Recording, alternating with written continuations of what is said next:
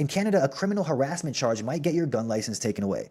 Mind you, criminal harassment could be anything under this new Trudeau regime. Now they're trying to impose red flag laws in the States, and I was shocked when I saw the similarities to what they're trying to do in Canada.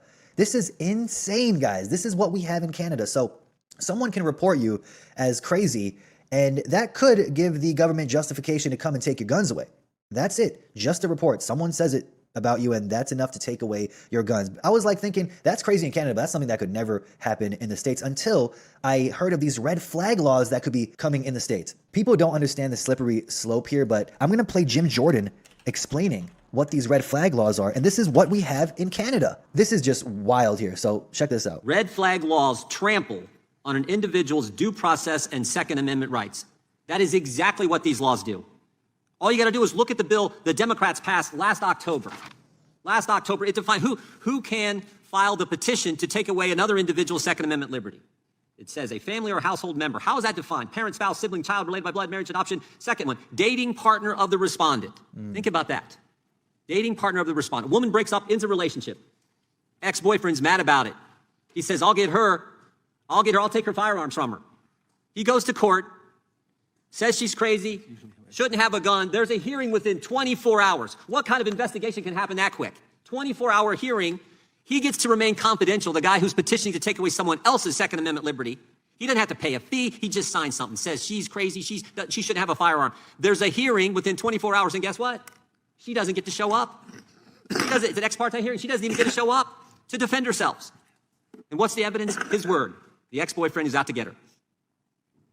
And she can't have a firearm for 2 weeks under the Democrats' bill they passed last October. She can't have a firearm. Now, what if the scenario is even worse? What if it's a scenario we debated a few hours ago that Mr. Massey brought up? What if he's intent on doing her harm? And he just knows he took away her ability to defend herself.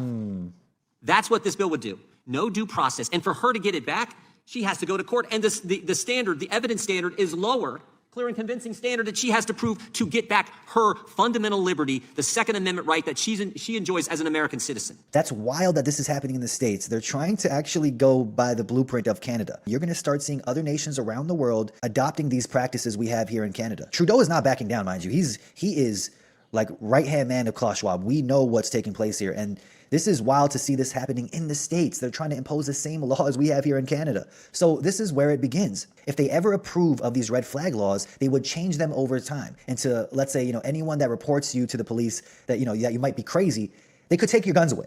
Like I said, the last podcast, the false flags will ramp up in quantity until they can justify disarming people. When I heard what happened with Remington, the gun manufacturer, I knew it was the beginning of the end. How can anyone allow this? Remington to pay Sandy Hook families $73 million in wake-up call to gun industry. So they're tackling the source. They're going after the source. Now, I know I'm a little late on this. This was in February, but this is just insane because as long as they can bankrupt some of these gun manufacturers and then impose the red flag laws to call people crazy, take away their guns, that's it.